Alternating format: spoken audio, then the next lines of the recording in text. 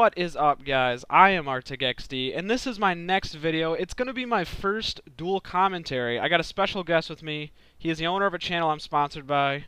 Why don't you introduce yourself? Hey, what's up, guys? This is Razor. I'm the owner slash co-founder of Cinema 5, and yeah.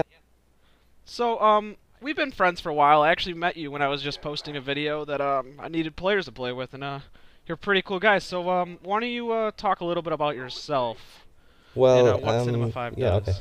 I'm pretty much into the same thing as you, like commentaries, gameplays, all that kind of thing, montages, and I started out with a Dazzle, and I didn't make very much content with it because it was hard to find editors and whatnot.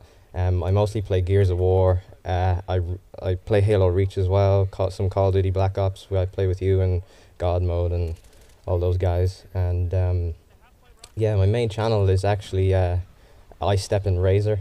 It's like my home channel, where like basically like your channel Arctic XD. I now have made a new channel called The Razored Edge because I felt my audience didn't really pay attention to my videos. Whatever happened, I became inactive after a while because I was getting my HD PVR, and whatever happened there, they just kind of lost, attention, you could say. It's kind of like every video or every channel that goes around so far.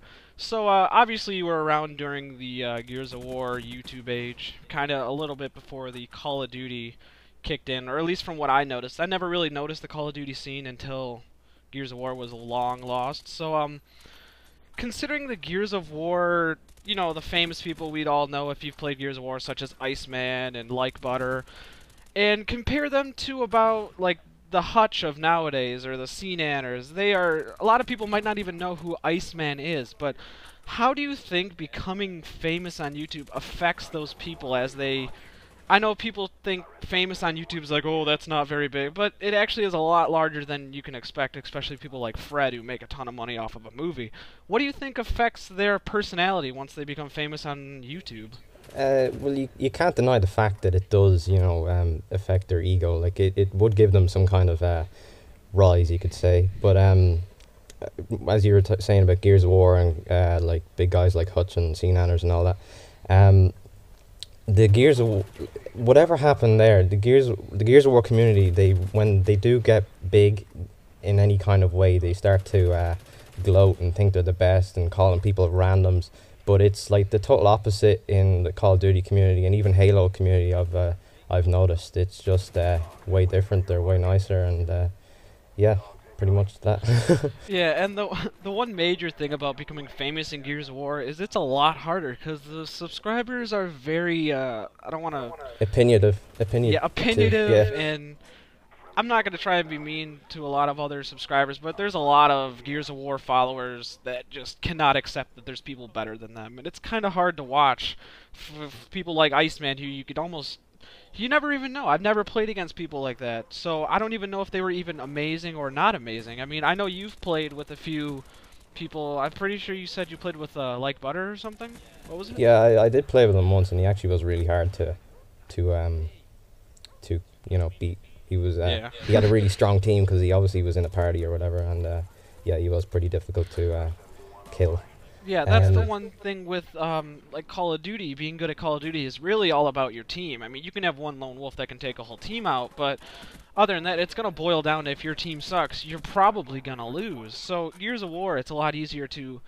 It wasn't a lot easier, but it's easier to be a lone wolf and win a game all by yourself if you're really, really good, which I bet a oh, lot of people on YouTube were. oh, definitely, that happens a lot. Like even nowadays, when you go on to Gears of War, it's usually the guy who's roadie running straight into you with the shotgun or whatever is the guy that will beat everyone.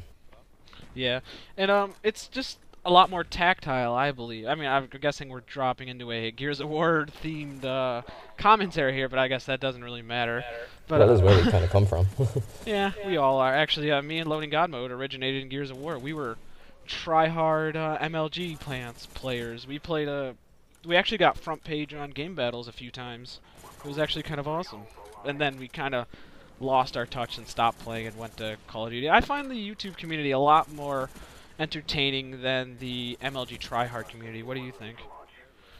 um, Entertaining, yes. I find that the like MLG, if you want to be a good player, you watch those kind of videos and all that just to learn how to be a better player. But it's not really all that entertaining. Yeah. So that is it, guys. That is the end of this gameplay and this commentary. Thanks for watching. Please subscribe to Cinema 5.